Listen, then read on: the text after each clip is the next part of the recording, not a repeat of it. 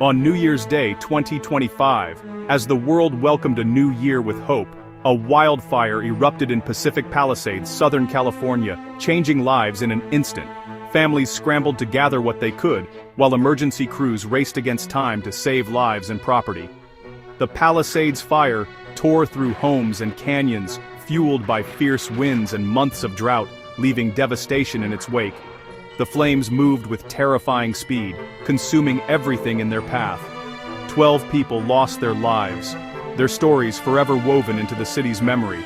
Many more were left homeless, forced to flee with nothing but the clothes on their backs and memories of what they'd lost. The Santa Monica Mountains, once vibrant and full of life, were reduced to blackened hills and ash. The landscape was unrecognizable, a haunting reminder of nature's fury. The city's beloved natural spaces and wildlife suffered deeply, a loss felt by all Annileños. Animals wandered through the ruins, and cherished parks were left in ruins. As the smoke cleared, the community demanded answers. How did this happen? Was it an accident or something more sinister? Grief quickly turned to questions and frustration. Investigators began searching for the cause, sifting through ruins for clues. Every charred remnant was a potential piece of the puzzle. The Palisades fire became a symbol of loss, resilience, and the urgent need for accountability. The city came together, united by tragedy and a determination to rebuild. The city was left scarred, both physically and emotionally, as it waited for the truth to emerge. Neighbors leaned on each other, searching for hope amid the ashes. The search for answers would soon reveal a story no one expected, one that would change the city forever.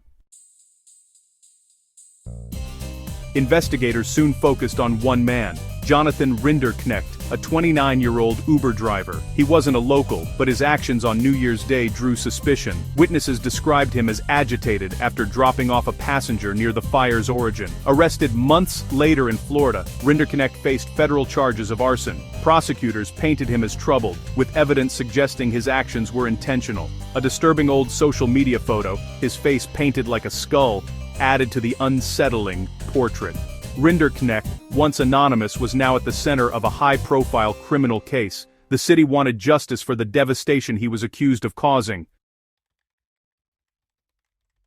Rinderknecht's digital footprint revealed a man obsessed with climate change and politics. His social media was filled with dire warnings about the environment and harsh criticism of political figures. He mocked Trump supporters, promoted Biden, and shared articles linking politics to environmental disaster. Investigators wondered, did his anger and anxiety over climate change fuel his alleged actions? His posts painted a picture of someone deeply frustrated with the world's direction.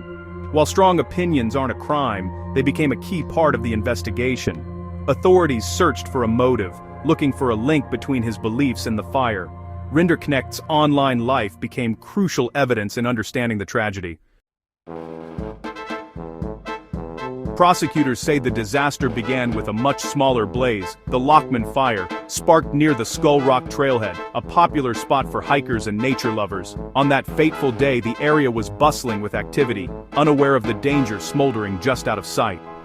Firefighters responded quickly and thought they'd contained the flames, but hidden embers continued to smolder deep underground, invisible to the naked eye. The ground itself held onto the heat, creating a ticking time bomb beneath the surface.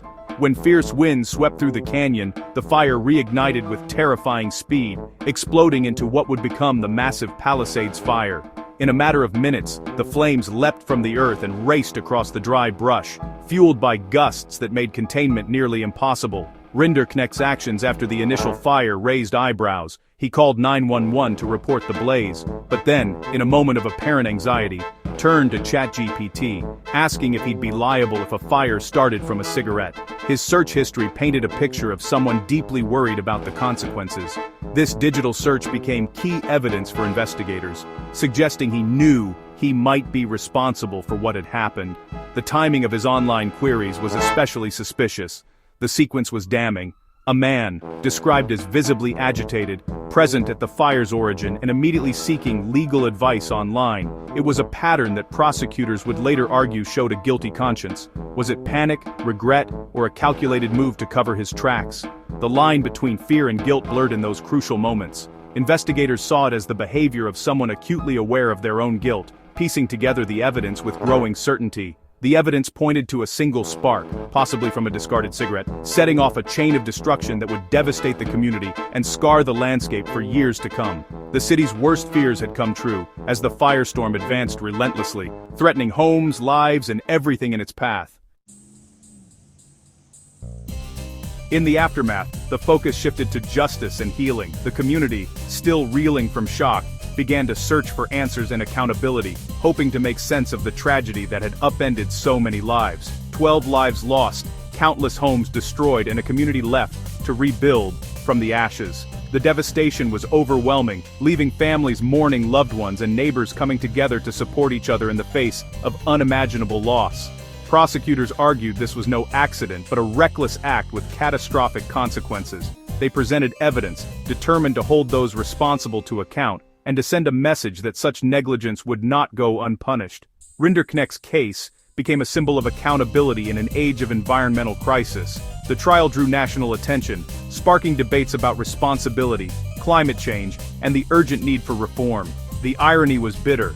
A man obsessed with saving the planet accused of causing massive destruction.